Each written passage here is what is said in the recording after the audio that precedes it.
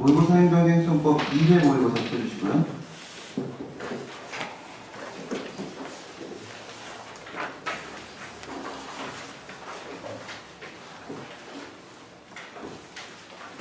이 회 모의고사에서 1문이 한국전력공사는 하고 시작하는 문제 50점짜리 문제가 하나 있습니다.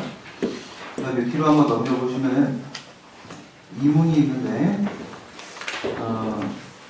2문은 가동관악부 한림법학원 건물 내에서 편의점을 시작하면서 라고 시작하는 문제가 있습니다.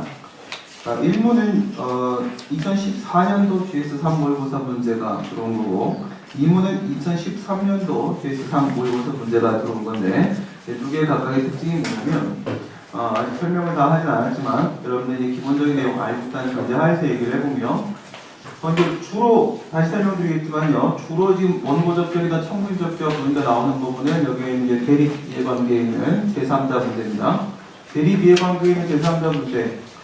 경원자, 경업자, 경쟁자, 인민소송 이렇게 네 가지 유형이 주로 이제 출제됩니다. 네, 제3자인데 이해관계가 아무것도 안 엮여 있는 경우도 있을 수 있습니다. 그렇죠? 네. 그다음 대립 이해관계인데 여기에 해당 사항이 없는 대립 이해관계도 있을 수가 있습니다. 네, 이따가 이제 그 상황도 한번 같이 보도록 하겠고요.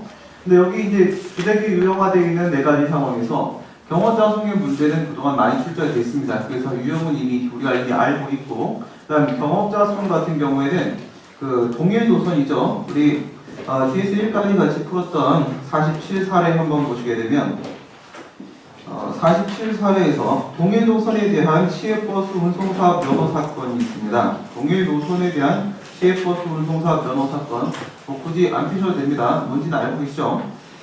네, 이 53회 사법시험 53회 행정고시 문제 2009년도 재경기타 준비할 문제인데 이게 이제 기존에 있었던 시외버스 운송사업자가 있고 대규모 운송사업자가 신규업자로 이렇게 진입을 하게 된 상황인데요.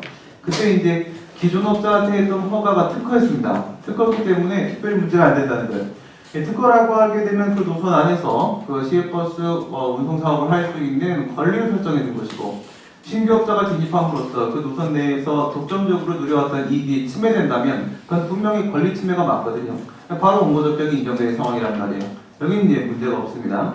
경험자 수기에 대한 문제가 출제된 적은 있지만 아주 싱겁게 끝나버렸던 것이고 문제가 실제로 쟁점으로 걸리게 되면은 이 부분이죠.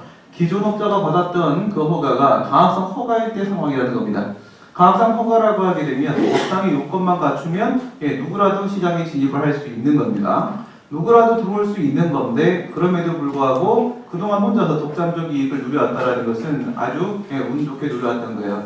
우연히 누려왔다는 것이죠. 그럼 그 이익은 뭐가 되는 거야? 단순한 반사적 이익이라는 겁니다. 반사적 이익. 공익을 보호하고자 하는 법의 존재로 인해서 반사적으로 어떤 이익에 지나지 않는다는 이 부분이 이제 문제가 출제가 되는 건데 이쪽엔 이제 기출이 없단 말이에요. 지금까지 한 번도 없습니다. 우리나라 역사에는 없어요. 그 부분이 전형적인 문제가 바로 담배 소매인 지정에 대한 문제입니다. 그게 지금 우리 모의고사 문제 2회 모의고사 제2문이죠. 2회 모의고사 제2문에 담배 소매인 지정 부분이 여기를 이제 보충을 하게 될 겁니다.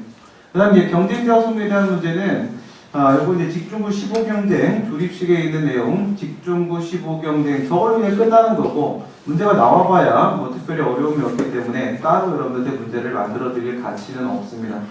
보통은 이제 이 부분 이제 보조금 지급에 대한 문제를 출제되는데 교수님 사례집들도 제 사례 1번은 거의 대부분이 보조금 지급입니다. 보조금 지급인데 경쟁자 중에 원고 적격을 묻는 경우는 거의 없습니다. 오히려 이제 다른데 보시와 같이 법률 유보나 이런 부분으로 집중을 하게 되지 이건 뭐 특별히 중요한 문제 아니기 때문에 따로 일로 집중하지 않습니다. 그래서 이건 패스하도록 하고 그 다음에 인인송에 대한 문제입니다. 인인송에 대한 문제는 이제 모든 고시에서 전부 다 한 번씩 다 출제가 돼 있었고요. 개별법에 따른 환경영향평가든 아니면 일반법, 환경영향평가법에 따른 환경영향평가든 뭘 근거로 하든지 간에 절차법규 가지고 들어가는 일반 환경 영향평가 가지고 들어간 문제는 그동안 수없이 있었습니다. 그동안 없었던 게 바로 뭐냐면 관련 법규 문제예요. 관련 법규에 근거해서 원고 적격을 인정시키는 이 부분이 하나가 뚫려 있습니다. 이 부분에 대한 문제가 제1문입니다. 제1문 전원개발 사업 이 부분이 인민소송에서 관련 법규 근거로 원고자격 인정시키는 그런 문제가 되는 거예요. 그래서 그동안 우리가 풀어봤던 문제들, 이 유형에 있어서 우리가 풀어봤던 문제들 47사에다가 모의고사 문제 두 문제에서 1문, 2문 더하시게 되면 원고적격, 청구인적격 문제는 이제 사실상 끝난다. 이렇게 생각을 해주시면 됩니다. 그럼 이제 처음부터 하나씩 같이 생각을 해보도록 할게요. 요 지금 칠판에 판서되어 있는 거는 내가 쓰면서도 참 기특하다 이런 생각이 들었는데 이렇게 기특한 판서를 할 수 있을 수가 이게 제 10년 강의의 마지막 선물이 아닐까 이렇게 생각이 들고 빠져나갈 수는 없을 것 같아요. 그럼 이제 처음부터 같이 한번 생각을 해보시면요.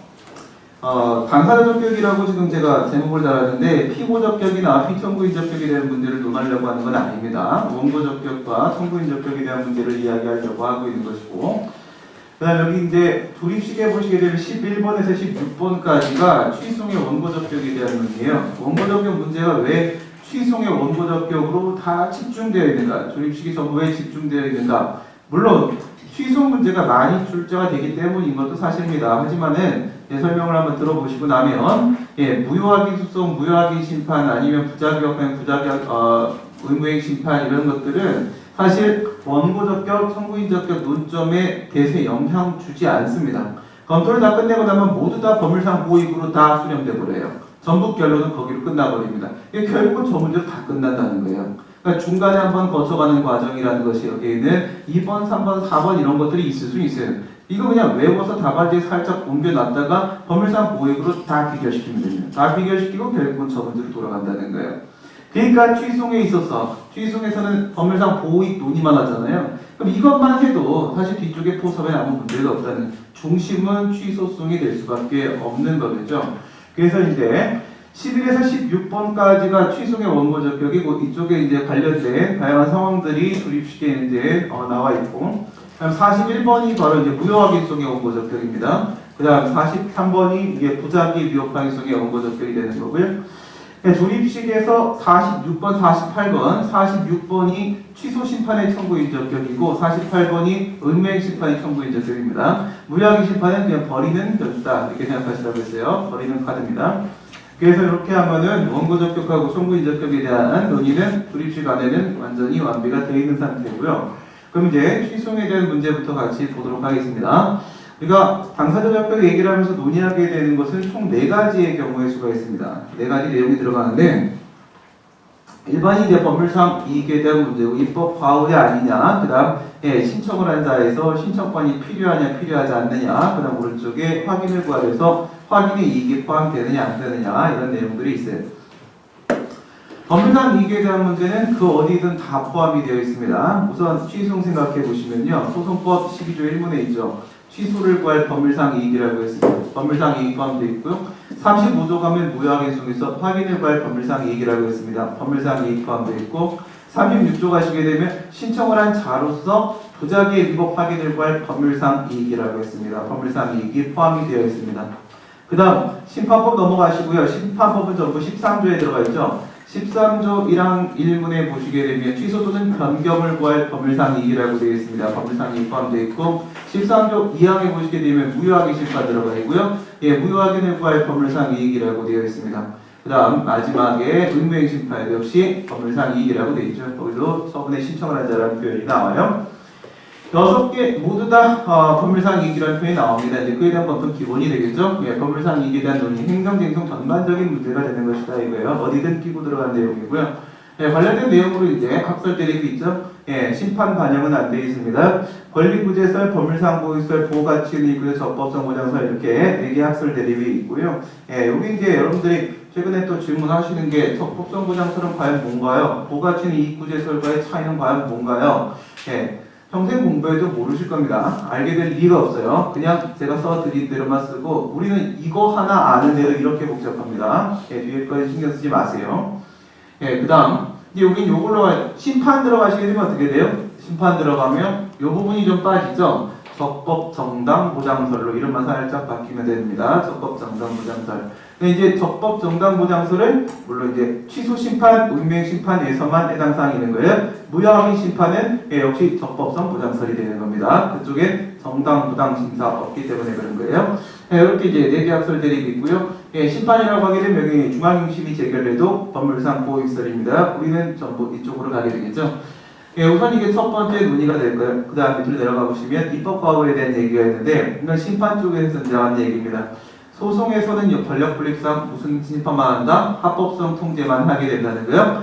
위법 적법에 대한 판단, 적법 위법에 대한 판단만 한다 이거예요. 하지만 심판에 가게 되면 모두 가능해 합목적성 심사도 가능해진다는 거죠. 정당 부당에 대한 심사도 하게 되는데 그건 전부는 아니고 어디야? 취소 심판하고 은행 심판 두 개를 얘기하는 겁니다. 여기서 입법과거에 대한 문제는 취소 심판과 은행 심판, 행정 심판에서 청구인 적격 관련돼서 논의가 나오는 부분이 될 겁니다. 여기서 이제 추가가 된다 이렇게 생각을 해주시면 되고요. 무효확인 심판은 항상 제외시키시면 됩니다. 그 다음 신청을 한 자라는 부분은요. 신청이라는 표현은 항상 무엇과 연결시켜서 생각하라고요? 수익적 처분이니까 신청하는 것이다 이거요. 수익적 처분을 해주지 않았다는 겁니다. 거부나 부작위를 했다 이거요. 그래서 거기에 대해서 우리가 쟁송을 제기한다. 요구적 쟁송 쪽입니다. 요구적 쟁송 쪽인데 이제 여기서 이제 조심하셔야 될 게 이런 문제가 있죠. 요구쟁송이라고 하게 되면 거부부작이죠. 이유형, 사유형 얘기하는 건데 밑에 있는 거 거부처분 취소이나 거부처분 무효확인, 거부처분 취소 심판이나 거부처분 무효확인 심판 역시도 요구적 쟁송이 맞습니다. 여기서는 신청권이 필요하냐 필요 없냐에 대한 논의를 한 사실이 없다는 거예요. 뭐에 주목하라? 문헌에 주목하라. 문헌에 주목하라. 그래서 물론 이론적으로는요. 밑에 있는 이 친구들도 신청권이 없으면 신청권이 없으면 원고적격이나 청구인적격도 인정될 수 없는 거는 위나 마찬가지인 겁니다. 응답을 구할 수 있는 권리, 응답 신청권이 없는데 본인이 원하는 응답을 구할 수 있는 권리로서 이행 청구권, 공권이 인정될 리는 만무합니다. 신청권 없으면 원고적격 그리고 청구인적격 인정될 수 없는 거는 다 똑같은 건데 문헌에 집중하는 신청을 한 자라는 표현이 나오면 불가피하게 싸움이 붙기 때문에 이것이 현실적으로 신청을 한 것이면 족한 것인가 신청권을 바탕으로 신청을 했어야만 하는 것인가 학설 대립이 등장하기 때문에 굳이 검토하게 되는 부분인 겁니다. 문헌에 충실하라. 그 다음에 여기서 이제 여러분들이 공부를 좀 하신 분들 같은 경우에는 살짝 오해를 좀 할 수도 있습니다. 오른쪽에 있는 거 판례는 인정을 하고 있지만 다수는 인정을 하지 않고 있지 않는가. 거부처분 취소 심판, 거부처분 무효확인 심판에서 행정심판법 49조 2항은 의무행 심판, 처분 명령 재결에서의 재처분 의무지 취소 심판이나 무효확인 심판의 재처분 의무는 아니지 않는가. 그러면 얘네들은 협의의 심판이 이게 없으니까 논할 가치가 없는 거 아닌가. 이런 생각 오해입니다. 그건 잘못된 생각이고요. 이건 지금 청구인 적격 얘기하고 있는 거기 때문에 먼저는 청구인 적격이 해결되고 나서 그리고 나서 협의의 심판이고 넘어가게 되는 겁니다. 청구인 적격에 대한 논의 스킵하고 협의의 심판이 논의 들어가는 일은 있을 수가 없습니다. 따라서 앞에 있는 취소이나 무효확인과 마찬가지로 여기서 왜 신청권 논의를 안 하는 것인가에 대한 문제인식은 소송 쪽이든 심판 쪽이든 동일하게 가지셔야 되는 게 맞는 거고 그에 따른 결론은 뭐다? 신청이라는 표현이 취소, 무효 쪽에 있어서는 그 원고적격, 청구인적격의 근거 문헌에서 신청이라는 표현을 찾을 수 없다는 겁니다. 그래서 별도 신청권 안 한다는 거야. 이제 오른쪽 가시게 되면 2번에서 확인의 구할이라는 표현이 나올 때가 있습니다. 확인의 구할은 행정소송법은 35조 무효확인성에 있고 심판법은 13조 2항에 있습니다. 무효확인 심판에 있죠. 다만 여기서 조심하셔야 될 거 여러분들이 소송법 36조에 보시게 되면 부작위의 위법 확인을 구할이라는 표현이 나옵니다. 거기도 36조에 확인을 구할이라는 표현이 있지만 부작위 위법 확인 수용은 절차 심리만 한다는 것을 조심하셔야 되는 겁니다. 실제 심리를 하는 것이 아니기 때문에 우리가 생각하고 있는 확인 소송과는 하등의 관계가 없습니다. 혹시 이것은 확인 소송이 아닐까라는 그 문제인식 때문에 이걸 확인 소송으로 보면 확인의 이익을 요구하는 게 당연한 겁니다. 과거에는 이걸 확인 소송으로 봤었던 거예요. 판례도 2007년까지는 무효확인 소송은 확인 소송 맞고 확인이 필요하고 이렇게 봤었습니다. 근데 지금은요 판례가 무효확인 소송은 확인 소송이 아니고 이행 소송이다라고 판시해버렸습니다. 그래서 이제는 확인의 이익이라는 게 필요 없어진 거예요. 그럼 문제 출발은 어디라는 거예요? 확인 소송이냐 아니냐라는 문제입니다. 확인 소송이라는 것은 그건 실체법상 권리를 확인한다, 확인하지 않는다. 권리 존부에 대한 확인 문제인 건데 부작위 파이송은 절차 심리만 하기 때문에 권리 존부에 대한 확인 자체를 들어가지 않습니다. 거기는 확인에 의한 논의가 나오지 않아요. 무효확인 행동만 조심을 하시면 되는 겁니다. 그러면 어떤 내용들이 있는지 네 가지를 같이 봤는데 관련 내용들 간단히만 짚어보겠습니다. 나머지는 여러분들이 이제는 뭐 더 이상 책 찾아볼 건 없고 조립식에 있는 한 줄짜리 처리 정도만 기억하셔도 너무 많은 내용이 됩니다. 이제는. 그러면 권리구제설은 뭐라는 거예요? 근거 법규에 의해서 보호되는 이해, 그것을 과거의 전통적 권리라고 했습니다. 이게 바로 뭐예요? 협의의 공권입니다. 협의의 공권으로 봐버리면 제3자의 원고적 격은, 청구인적 격은 인정되지 못합니다. 그러면 이게 이제 점점 확대가 돼가면서 법률상 보호익설까지 이제 확대가 되는데 이걸 이제 우리가 광해 공권이라고 얘기합니다. 공권 얘기는 뒤쪽에서 하도록 하고, 그래서 광해 공권이라고 함으로써 일정한 경우에는 제3자에게도 원고적 격이나 청구인적 격이 인정될 수 있는 가능성을 열어두게 됩니다. 이게 이제 법률상 보호익설 광해 공권이라고 해서 제3자의 원고적 격을 인정하는 건 절대 아닙니다. 인정될 수 있는 가능성을 여는 겁니다. 초시들 조심해야 될 게 여기서 법률상 보호익설의 입장에 따라서 원고적 격이 인정된다. 이거 말이 안 되는 거예요. 거기까지 검토고 포석은 따로 하는 겁니다. 법률상 보호익설은 제3자의 원고적 격이 인정될 수 있는 여지를 연 겁니다. 근데 밑에 보게 되면 보호가치는 이익구제설, 적법성 보장설. 보호가치는 이익구제설은 어떤 표현이 없었어요? 법률이라는 표현이 사라졌죠. 법률인 우리가 항상 실체법으로서의 법률을 얘기하는 겁니다. 그럼 실체법과 거리를 둬버렸어요. 무슨 말이에요? 소송법이라는 뜻입니다. 소송법상 보호가치는 이익이라고 했는데 소송법은 절차법이죠. 권리 의무를 규율한 실체법이 아닙니다. 따라서 그 소송법상 보호가치는 이익이라 하더라도 저건 권리는 아닙니다. 그런 권리가 아니기 때문에 여기서부터는 공법상 권리, 공권 포기되어 버린 겁니다. 그 다음 밑에 내려가신 마지막에 이제 적법성 보장설이 있는데 이거는요 권리 구제 자체가 목적이 아닙니다. 뭐예요? 그냥 싸움뿐입니다. 그래서 얘는 그 처분의 위법성을 확인하는 것만이 목적인 그러한 소송이에요. 이건 완전히 확인 소송이 되어버리는 거고 객관적 소송으로 취송을 바라보겠다라는 게 적법성 보장설의 입장이고 얘도 당연히 이제 공권은 포기한 겁니다. 그럼 여기서 이제 우리가 요 입장을 취하고 이제 뒤에서 자세한 이야기를 다시 하게 될 겁니다. 입법 과오에 대한 문제 들어가시고 여기 이제 또 문제를 제기한 사람이 있는 거죠. 입법 과오설 주장한 쪽이 이제 문제를 제기한 거예요. 입법 과오설 주장한 사람은 뭐라고 주장한 거예요? 소송법과 심판법을 똑같이 법률상 이익이라고 보면 문제 있는 거 아니냐? 어디에 문제가 있다는 거야? 걔네들의 생각에는 위법한 처분에 의해서는 권리가 침해될 수 있는데 법률상 보호이익이 침해될 수 있는데 위에 게 그냥 내려오는 겁니다. 그대로 연결되고 있어요. 법률상 보호이익이 침해될 수 있는데 부당한 처분에 의해서는 권리가 침해되지 않는다. 반사적 이익의 침해 문제만을 발생시키는 것이다. 이런 문제인식을 갖고 있는 겁니다. 그러나 그건 아니라고 했죠?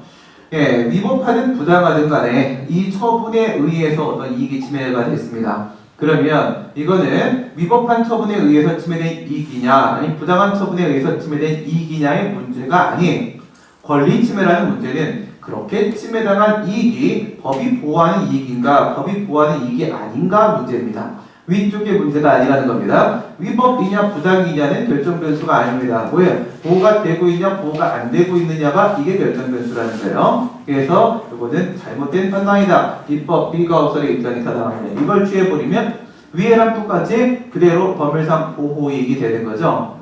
그러면 위에서 우리가 결정한 법률상 보호이익에 입법 과오 논의는 아무 영향을 미치지 못했습니다. 그 다음 내려가 보시고 요구제 행송에 있어서 신청을 한 자로서 이 부분에서 신청이라는 문헌상 표현 때문에 현실적으로 신청했으면 족한 건가 그것이 아니라 신청권 바탕으로 신청이 필요한 것인가 이러한 문제가 생기는데 이건 신청권 필요설 불효설의 필요설의 입장이 당연한 겁니다. 여기에 대한 문제를 제기하는 것 자체는 정말 말도 안 되는 얘기인 거예요. 무슨 말이냐? 판례는 대상적격에서도 그리고 원고적격에 둘 다 신청권이 필요하다라고 부작위 입학에서 판시를 했습니다.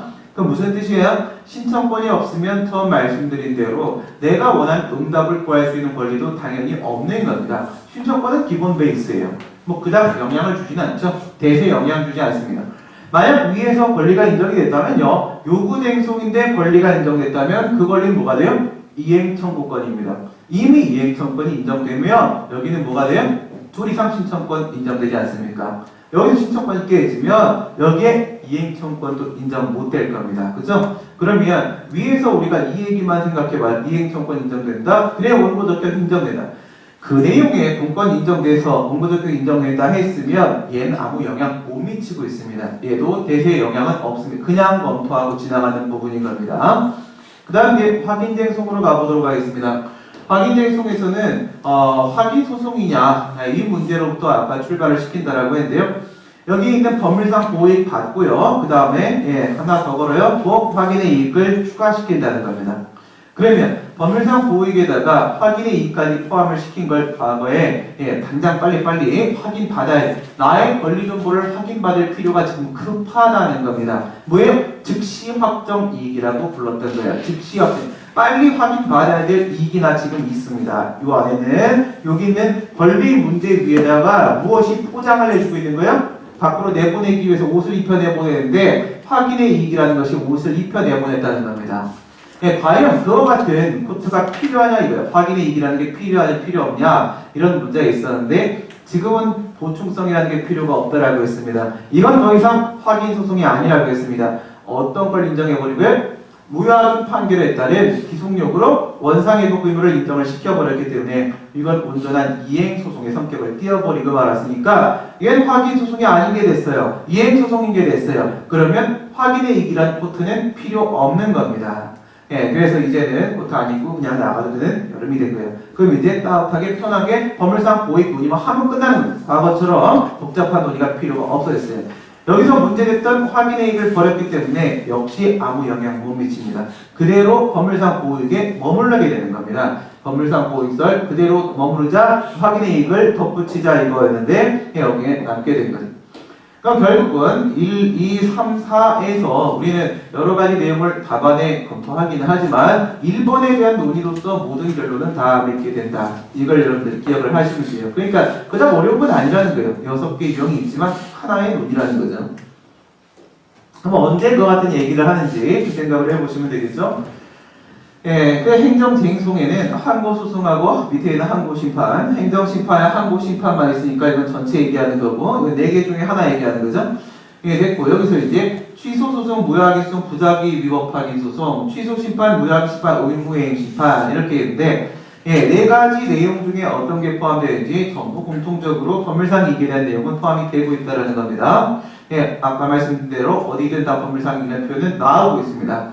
그 다음 여기서 끝나버리는 거고 그냥 무효확인소송에 가니까 확인을 구할 때문에 확인의 이익에 대한 논의가 들어갑니다. 2번 추가됐고요. 그 다음 밑에 부작위 위협확인소송 가니까 얘는요 확인소송 아니라고 했죠. 행정심판은 아니죠. 하지만 요구쟁송이죠. 요구쟁송이니까 신청권에 대한 논의 4번 논의 추가가 됩니다. 신청권 필요하다 그러면 되는 거예요. 그 다음 취소심판 가게 되면요 얘는 뭐예요? 확인쟁송 아니죠. 넘어가시고 그 다음 얘가 맞는 거죠. 요구쟁송의 문제는 이 거부처 불취소심판 뭐가 없어? 신청이라는 표현이 없다고 했습니다. 그럼 뭐가 들어오면 돼요? 입법과호 논의가 들어오시면 됩니다. 입법과호. 그 다음 무효확인심판 들어가시게 되면 얘는 정당부당에 대한 심사하지 않습니다. 행정심판임에도 불구하고 이 같은 논의하지 않습니다. 밑에 있는 무효확인심판은 갖다 버리게 됩니다. 요구쟁송의 문제, 문헌 문제 아니라고 있고요. 그럼 얘는 무효확인소송과 똑같이 갑니다. 무효확인심판은 항상 뭐랑 똑같이 봐? 무효확인소송과 모든 걸 다 똑같이 보시면 됩니다. 그래서 여기도 마찬가지 확인의 이익에 대한 논의 들어가는 거고 3개 전부 다 들어오는 게 의무행심판입니다. 그래서 1개짜리에다가 2개, 그 다음에 3개짜리 이렇게 들어가는 방식이 되는 거죠. 3개 들어오게 되면 법률상 이익 당연히 들어오게 되는 거고 그 다음 행정심판인데 정당부당 심사하는 친구니까 입법과호 들어가고 요구쟁송, 신청이라는 문헌이 있기 때문에 신청권 필요 여부에 대한 문제 논의 들어가고 4번까지 이렇게 다 들어가게 돼요. 그럼 이제 2번 보시게 되면요. 2번과 2번 이렇게 있죠? 2번 논의는 확인의 이익이 필요하냐 필요하지 않느냐에 대한 문제인데 필요 없다 처리하죠? 필요 없다 처리하니까 대세에 영향을 미치지 못한다.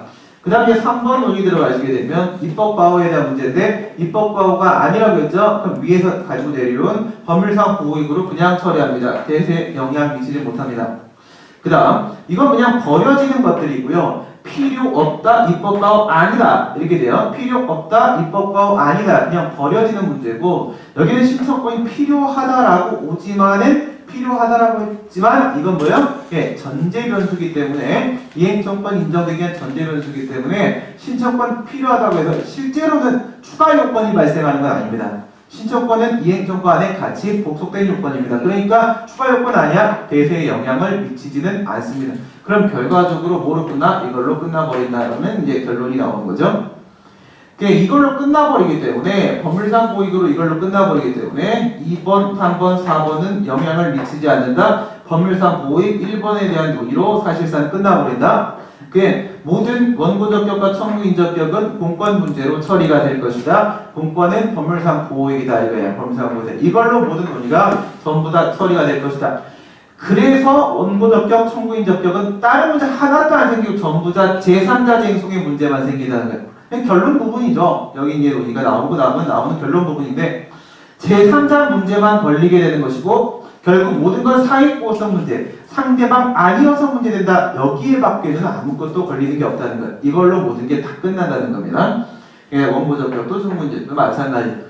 그래요. 그러면 이 1번으로 정리했습니다. 법률상 고익으로 이제 끌고 왔어요. 예, 하다 보니까 답안을 이렇게 쓰고 보니까 뭐 한 개를 쓸 때도 세 개를 쓸 때도 있는데 다 하고 나니까 결국은 법률상 고익 있으면 된다가 되는 거예요. 그럼 법률상 고익 찾으러 갑니다. 법률상 고익 가야 되면 우선 법률은 무엇이냐? 우리가 말하는 법률은 실체법입니다. 우리가 행정법에서 말하는 법률은 공법입니다. 예, 그러면 두 개를 비교해 보면 권리의무 규율하는 실체법이 보호하는 이익이면 권리라는 뜻입니다. 그리고 큰 공법이기 때문에 공법상 권리라는 뜻입니다. 여기서 말하는 이익은 공익이 아닙니다. 개인의 사익을 말하는 거죠. 개인적 이익입니다. 그 개인적 공권을 말하는 겁니다. 이렇게 결론 딱 나오게 되는 거죠. 행정법에서 말하는 공권에는 사실 두 개가 있을 수 있습니다. 예, 이쪽에서 국민적 개인적 공권이 있을 수 있고 국가 쪽에 국가적 공권이 있을 수 있는데 국가적 공권 부분은 지방자치단체가 다른 지방자치단체나 국가에 의해서 자신들의 자치권이 침해됐을 때 주장하는 지자체의 권리 이런 거 외에는 없습니다. 왜? 국가나 지방자치단체는요 손과 발의 역할을 하고 있는 행정기관들이 존재하는 거고 걔네들의 실체는 없습니다. 행정기관들은 그 직무 범위로서 권한 논의가 나오는 거지 권리 논의가 나오는 게 아닙니다. 그러니까 이론적으로는 우리가 관념적으로 국가적 공권이라는 걸 설정을 하긴 하지만 그런 말이 등장할 리는 절대 없어요. 우리가 말하는 공권은 언제나 개인적 공권입니다. 개인적 국민의 개인적 공권이에요. 실체법이다, 공법이다, 그리고 개인적 이익이다, 권리다, 공권이다, 개인적 공권이다 이렇게 끌고 들어오게 되는 개인적 공권이 최종이고요. 그럼 이와 같이 개인적 공권이 개인이라고 했기 때문에 사익보호성 문제가 등장을 하게 되는 겁니다. 개인적 공권에 대한 문제 어떻게 이루어지는지 같이 보도록 할게요. 먼저 요거 살짝 처리하고 넘어가겠습니다. 중간 거부터. 법률상 보호익이라고 했죠? 네. 여러분들 이제 그 운전기사 합승행위 과징금 부과 사건에 보시게 되면 최초로 이 부분이 문제가 됐어요. 이 부분이. 다른 부분에서는 이런 문제가 생기지 않습니다.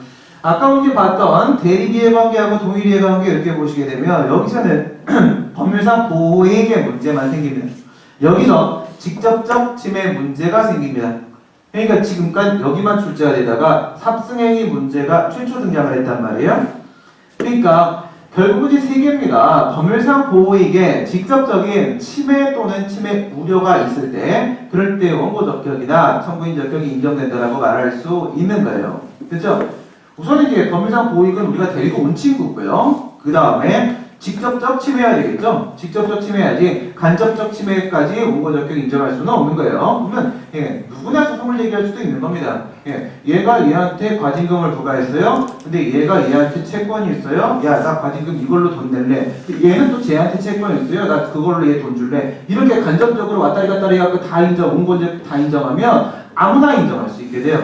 직접적이어야 됩니다. 알겠어요? 이건 뭐예요? 인과관계라는 거죠. 인과관계. 상당 인과관계 아니라는 겁니다. 직접적 인과관계 말하는 거예요. 직접 인과관계. 그러니까 그 처분이라는 것이 그 상대방의 이익을 직접 침해하기 위한 목적으로 이루어진 것이어야 된다. 이 얘기예요. 직접적 문제가 이제 포함이 한번 됐습니다. 그러면 이제 이렇게 보는 거예요.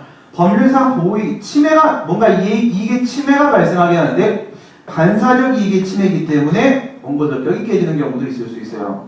그 다음 두 번째, 이게 침해가 있긴 한데 간접적 침해이기 때문에 원고적격이 깨지는 경우도 있을 수 있어요. 그래서 상황은 두 개예요. 여기 뒤쪽엔 침해 우려가 포함되어 있기 때문에 이쪽이 깨지는 일은 없습니다. 예, 변수는 세 개야. 법률상 보호익의 직접적 침해 우려인데 침해 우려가 깨지는 일은 없다는 거예요. 우려가 포함되어 있기 때문에. 그러면 앞에 두 개가 문제가 된단 말이야. 반사적이기 때문에 간접적 침해이기 때문에 문제가 발생할 수 있습니다. 근데 얘가 해결되면 자동으로 위가 해결이 됩니다. 그래서 예, 결국은 이 문제로 끝난다 이렇게 볼 수 있어요. 이해가 되세요? 간접적 침해, 운전기사 합승행위 과징금 부과 사건 이런 생각해 보시면 준상대방 이론에 따라서 상대방의 준하는 지위를 인정해 버리잖아요. 그러면 더 이상의 법률상 보호익은 필요 없습니다. 그게 바로 뭐예요? 직접 상대방 이론 아니에요, 그렇죠? 직접 처분의 상대방이면 그냥 원고적격 인정 이렇게 가는 거죠. 여기서는 간접적 침해이기 때문에 문제가 생기겠는데 상대방이 준하는 지위 인정하면 더 이상 필요 없어요. 여기서 끝 이렇게 되는 거예요. 그러니까 이런 경우에는 더 이상 민원이까지 가지는 않습니다. 애당초 문제가 여기서 발생했을 때만 사실 사익보석 논의가 나오게 된다는 거예요. 네, 밑에 건 따로 별개 처리를 여러분 하시면 되고 밑에 준상대방 이론 두 개의 요건만 기억하시면 됩니다. 판례로 이거 두 개로 치고 들어갔었고요. 첫 번째 직접 상대방이 있죠. 직접 상대방이 싸워주면 뒤에 간접적 침해받는 사람은 자동으로 이익구제가 됩니다. 근데 직접 상대방이 무엇을 기대할 수 없어? 싸우는 걸 기대할 수 없다는 거죠. 재수 기대 가능성이 전혀 없어 보인다. 이런 문제야. 그러면 간접적 이익 침해를 받는 이 간접 상대방입니다. 간접 상대방의 또 다른 권리구제 방법이 있다면 그거 갖고 해결하면 되는 거예요. 그렇죠? 왜 굳이 이 길을 뚫을 이유는 없는 거거든? 근데 다른 방법이 하나도 없더라는 거예요. 이럴 땐 뭐로 본다? 상대방의 준하는 지위 인정, 상대방 취급해 주겠다는 거예요.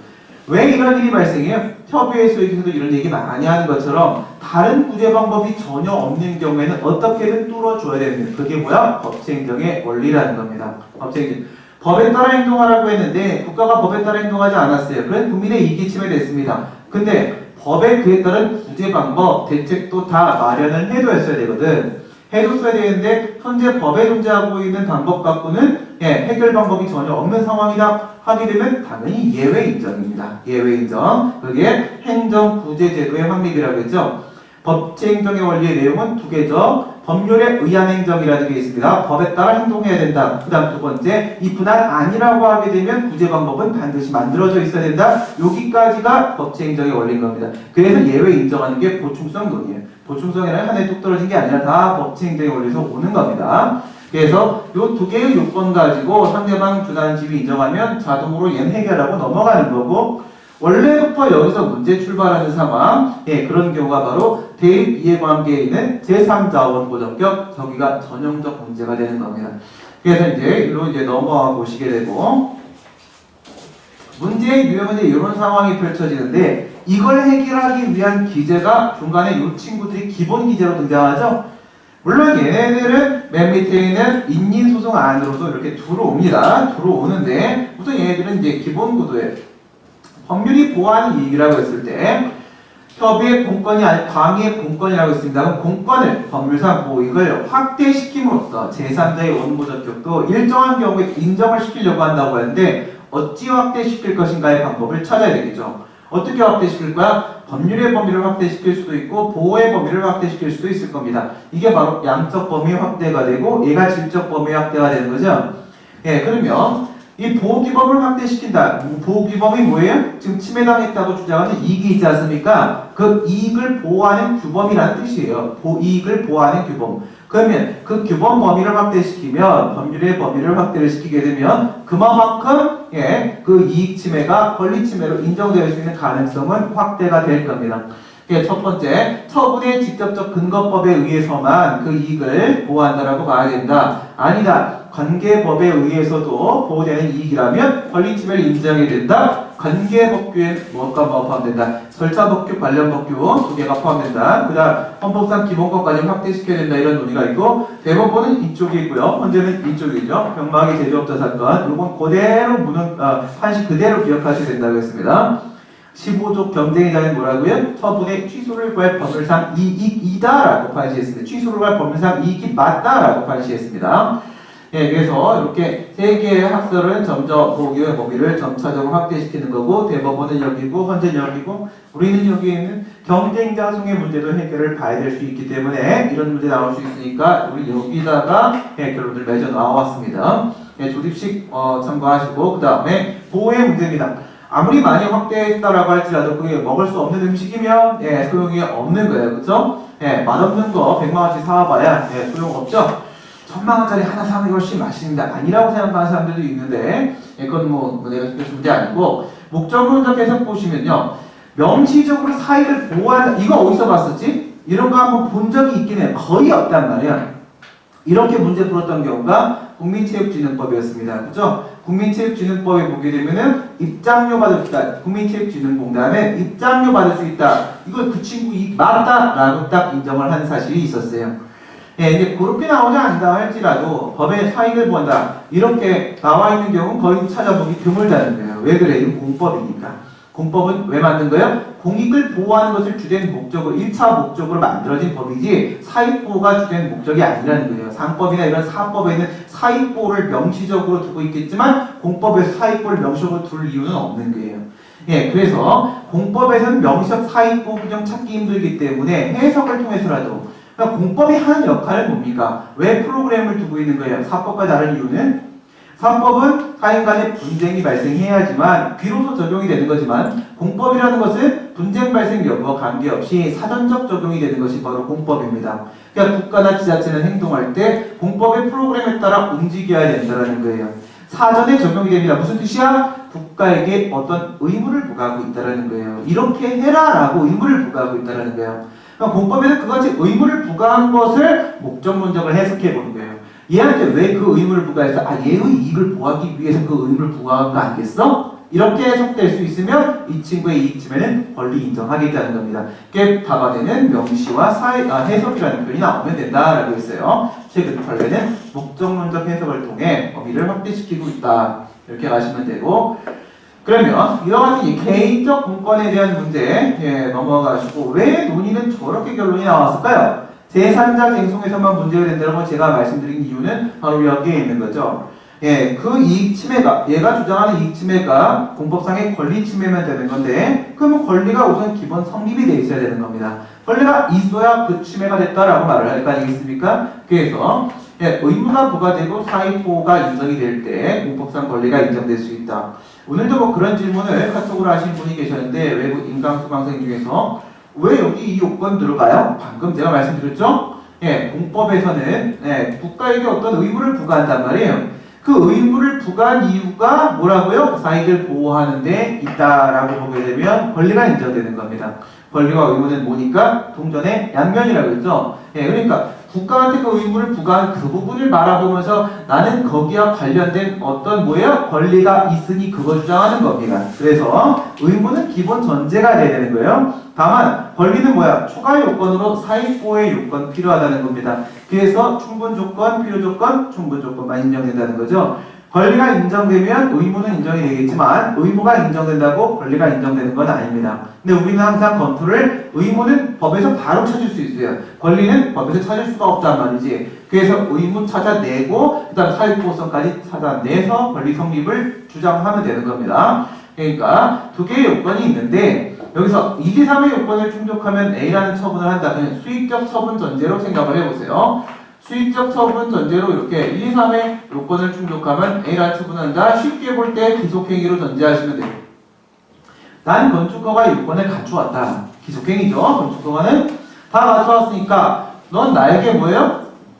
건축허가를 발급해줘야 될 의무가 있다. 근데 건축법은 뭐야? 실체법 아닙니까? 네, 건축법은 실체법이니까 실체법상의 공법상의 의무다 이런 뜻이에요. 실체법적 공의무는 당연히 인정되는 겁니다. 기속행위에서는 전혀 문제가 되지 않는다는 거죠. 다만 이제 재량행위라고 했을 때 어떤 문제가 생겨? 네, 여기서 만약에 그게 도시가스 사업허가다 이러면 특허잖아? 그건 재량행위 아닙니까? 그렇다면 요건을 다 가져갔다 할지라도 나에게 특별히 나한테만 그런 권리를 주세요 라고 주장할 수는 없는 거예요. 그러니까 과거에는 재량행위에는 어떤 국가의 의무라는 건 없다고 봤었는데 지금은 뭐가 존재해? 27조에 무하자 재량사 의무라는 게 존재하고 있죠. 하자오면 재량권 행사에는 일정 한계가 존재한다고 했으면 그러니까 이것까지 처리가 되면은 얘는 아무 문제가 없다는 거죠. 그러면 기존행위 재량행위면은 모든 처분 다 전제를 깔은 거니까 뭐 전혀 문제가 없는 겁니다. 그럼 사익보의 문제로 간다는 거예요. 예, 상대방의 경우에 있어서는 직접 상대방 이론 적용을 받기 때문에 이거는 기본권 문제라고 했습니다. 이거는 뭐 법률상 보호익 이런 건 문제가 되지 않습니다. 그냥 넘어가는 거야. 그러면 여기서 이제 제3자로 간다는 거죠. 여기가 바로 쟁점이라는 겁니다. 이거죠. 법률상 보호익으로 1번으로 다 끌려온다고 했어요. 법률상 보호익은 공권이라고 했어요. 공권은 의무부가 사익보호라고 했어요. 의무가 문제 사익보호라고 했어요. 결국은 사익보호라는 겁니다. 원고적 격과 청구인적 격 결국은 사익보호라는 거고 여기에 이제 제3자 문제 등장한다. 이 얘기가 되는 거예요. 제3자 해봐야 이거 두 개밖에 없다 이거죠. 여기서 나오는 얘기는 동일과 대립 이거밖에 없다는 거예요. 그렇죠? 그래서 예, 제3자 문제로 모든 게 다 끝난다. 동일 이해관계에 대한 문제는 여기서 우리가 준상대방이론으로 이렇게 봐봤습니다. 제3자에는 두 개가 있다. 동일한 이해관계에 있는 제3자와 그다음 대립된 이해관계가 있는 제3자가 있다. 이렇게 했는데 여기서 이제 추가 생각을 해보시면 이런 것도 있죠. 이해관계가 없는 제3자도 있다. 네, 이해관계 없는 제3자는 어느 문제에서 봤었어? 대표이사죠. 대표이사. 네, 여러분 이제 노무사 기출문제 대표이사 2013년도 문제입니다. 대표이사는 과징금부가하고 아무 관계가 없는 제3자입니다. 예, 진짜 생뚱맞은 제3자예요. 예, 그래서 생뚱 제3자도 있을 수 있습니다. 그 다음 얘 말고 이거는 과징금 쪽에서 받고 이쪽에 대립 이해관계 왔는데 여기서 대립 이해관계인데 여기에 해당 사항이 없는 제3자도 사실은 예, 있을 수가 있죠. 예, 어떤 제3자가 있을 수 있어요? 이건 13년도, 이건 14년도. 14년도 뭐 나왔어? 조합설립 수리처분에 대해서, 신고 수리처분에서 A회사죠. A회사, 그죠? 각 노조가 설립신고했습니다. 수리처분 나왔습니다. 얘한테는 상대방한테 수익적이죠? A회사한테 침익적이죠? 예. 그런데 경원이에요? 경쟁이에요? 경업이에요? 인인이에요? 아니란 말이죠. 예, 여기에 해당 사항이 없는 경우도 대립 이해관계 여기에 해당하지 않는 경우도 있을 수 있다고요. A회사 이런 경우도 있을 수 있습니다. 이 전형적 유형 가지고 얘기하고 있는 거예요. 예, 경원자 소송의 문제는 우리 이제 아까 얘기했던 대로 우리가 47개 사례 중에서 예, 우리 이제 주말 특강했던 거 보시면 인근 주민 반대와 LPG 충전 사업 허가 거부 사건 이게 경원자 소송의 문제였었습니다. 개발제한구역, 액화석유가스 충전소, 건축허가 사건 요게 경원자 소송에 대한 문제였습니다. 두 개 특징 기억하시고 둘 다 액화석유가스 LPG입니다. 둘 다 LPG야. 근데 하나는 사업허가고 하나는 건축허가였습니다. 예, 비교하기를 소프트웨어, 하드웨어라고 했고 소프트웨어는 특허고 하드웨어는 허가라고 했습니다. 좋습니다. 어쨌든 경원자 소송에 대한 문제인데 여기에는 개발제한구역 내에서의 액화석유가스 건축허가 사건 요거는 그냥 경원관계로 끝. 아주 단순 무식한 문제였었고 요건 좀 특징이 있었죠. 뭐라고 써있어요? 거부. 요게 있었어요. 갑하고 을하고 갑하고 병하고 신청을 했는데 병한테 허가를 해주는데 갑한테 거부를 했어요. 거부를. 예, 두 가지 이유가 있었죠. 교통사고 위험이 있다. 뭐 인근주민 반대 있다. 그런 얘기했어요. 거부 사유가 만약 절대 사유라고 한다면은 얘는 결국 병에 대한 허가 취소시켜도 허가 못 받을 놈이다 라는 부분에서 어떤 논점 추가돼요? 협의의 소액 논점 추가되는 좀 그런 특징이 있었던 문제 봤었습니다. 그 다음 이제 경업자소송에 대한 문제죠. 경업자소송은 뭐가 기준이 돼요? 기존업자가 신규업자의 진입을 배제하기 위해서 제기한 소송이 경업자소송인데 기존업자가 들어올 때도 허가를 받고 들어왔을 거 아니겠습니까? 그럼 얘가 들어올 때 받았던 허가가 특허냐 허가냐 이게 문제가 되는 거예요. 예, 특허라고 하게 되면 권리 설정을 받았으니까 이익침해는 권리침해가 분명한 것이고 허가라고 보게 되면 반사적 이익침해에 지나지 않기 때문에 원고특규이 원칙적으로 부정이 될 겁니다. 예외적으로 어떨 때 인정이 될 수 있다고 했어요? 거리제한이나 업소개수 제한 규정이 있으면 예외적으로 인정될 수 있다고 했는데 사실은 거리제한이 들어오면 업소개수는 무조건 제한이 됩니다. 그럼 필연적이죠. 거리 딱 나눠놓고 이만큼까지야 라고 했으면 여기 한 명이든 두 명이든 업소개수 제한될 거 아니겠습니까? 거리제한이 있으면 업소개수 제한은 그냥 연결이 되는 문제예요. 그러면 경업자에서 기존업자가 소송을 제기하는 경업자의 문제지만은 거리제한이나 업소개수 제한이 있으면은 뭐로 전환돼 버린다. 판례가 경원관계로 전환돼 버린다라고 했어요. 그렇겠죠? 거리 제한 규정이 있으면은 여기 한 명밖에 허가 못 받으면 나머지 다 거부당하는 건 분명한 겁니다. 경험 관계죠? 양립 불가 관계가 돼요. 그래서 허가라고 하더라도 원칙적으로는 안 되지만 예외적으로 될 때도 있다. 거리과당 방지라고 했습니다. 거리과당 방지. 거리에서 넘어지는 걸 방지하는데 거리 제한 규정이 있으면 법속의 수자는 따라오는 겁니다. 그러면 거리 제한 규정 왜 둔 거야? 허가인데. 굳이 뭐하러 둔 거예요? 허가는 요건만 갖추면 아무나 그 사업할 수 있게 해주려고 하는 게 허가인데 거리 제한을 왜 둬 갑자기? 과당 경쟁을 방지하려고 하는 겁니다. 과당 경쟁을. 예, 그리고 여기 방지는 뭐예요? 과당 경쟁에 따른 손실 방지입니다. 손실 방지. 이거는 그 안에 들어있는 업자들의 이익을 보호하는 취지로 해서 될 수밖에 없다라는 결론이에요. 거리 과당 방지를 기억을 하시면 되는 거죠. 이제 이 부분, 허가 부분, 담배 도메인 지정 문제 관련돼서 우리가 모의고사 문제 같이 풀어보도록 할 거고, 그 다음 경쟁자 허용입니다.